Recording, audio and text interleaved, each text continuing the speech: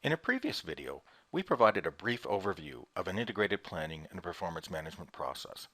In this one, we'll provide a deeper understanding about what the process looks like and the key features that differentiate it from processes that are supported by traditional financial and operational planning and performance management technologies. Provided on the screen are the key activities that comprise an integrated planning and performance management process. The focus of this video will be on how these activities support critical process changes. Before getting into detail, there are three things about this process that are worth highlighting. First, it integrates sales and operations planning with rolling forecast processes. There's no need to manually reconcile the results of financial and operational planning because they're part of the same process.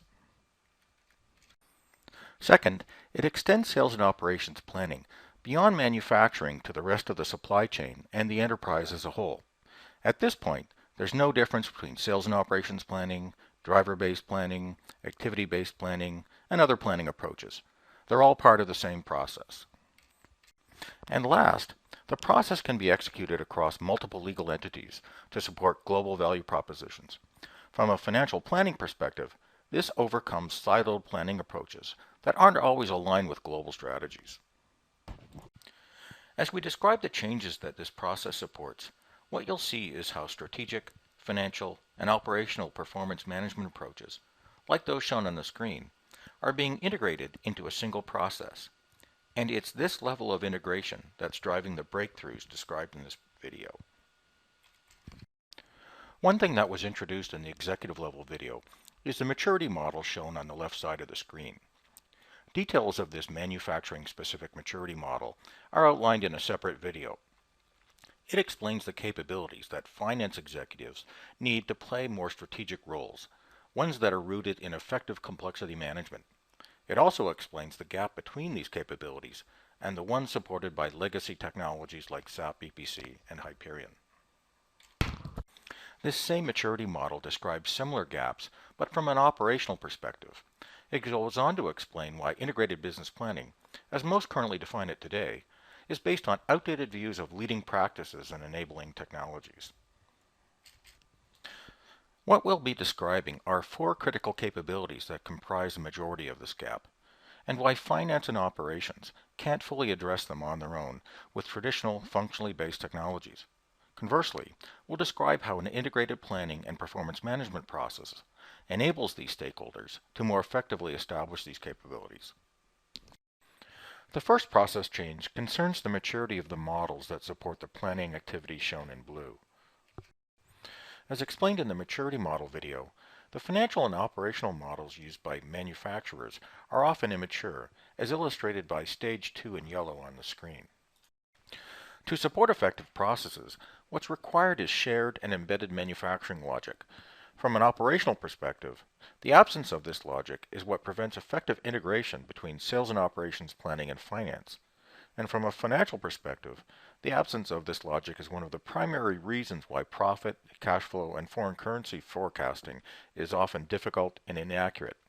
This is explained in detail in a separate YouTube video entitled Manufacturing Model Logic. In complex manufacturers, more sophisticated models are needed. Prescriptive analytics provides the means to address the complexities of supply chains within financial and operational planning processes. To illustrate these modeling gaps, consider the strategic sourcing scenario shown on the left side of the screen.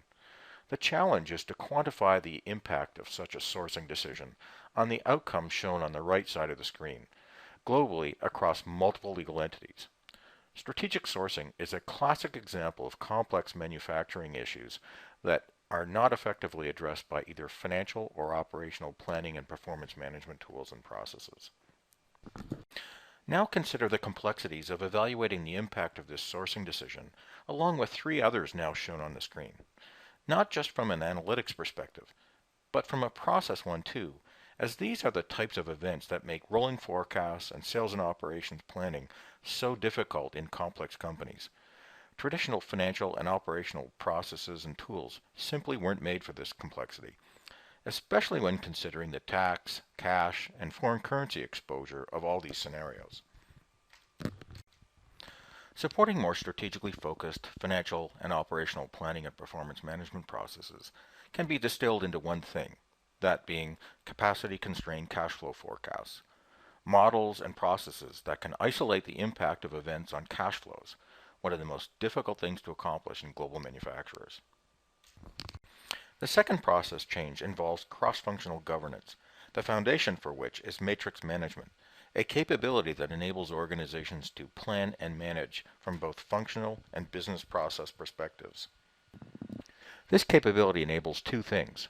First, it provides business process costs that are regarded as accurate because they're always reconciled to budgets, forecasts, and the general ledger.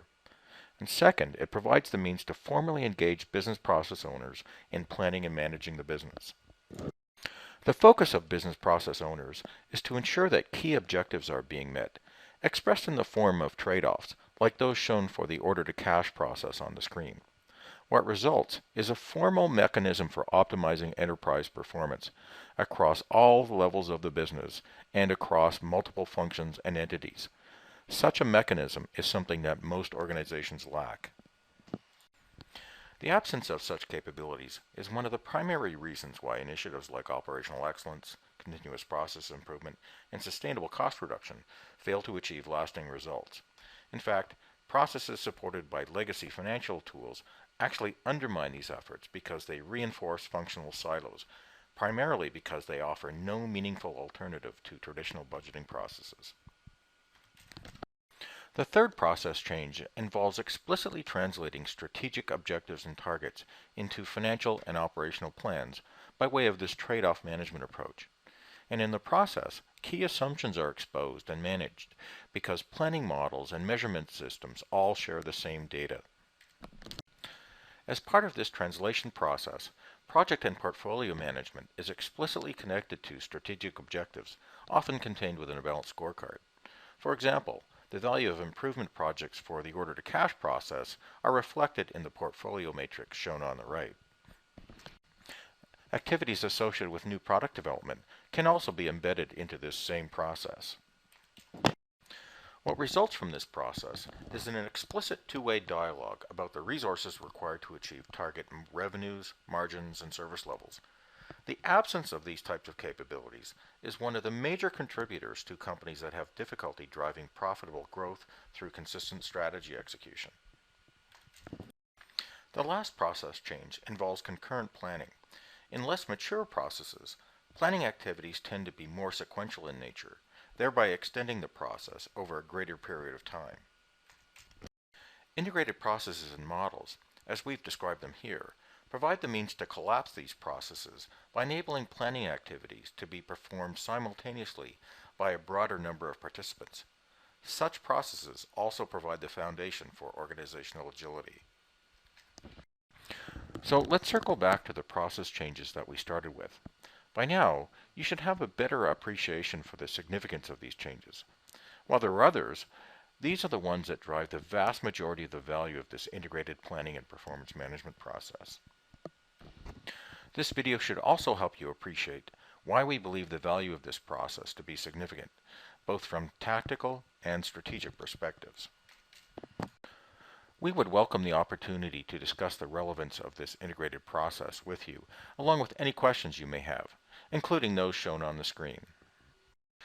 Other videos are available on our YouTube channel that provide further details about the subject matter provided in this video.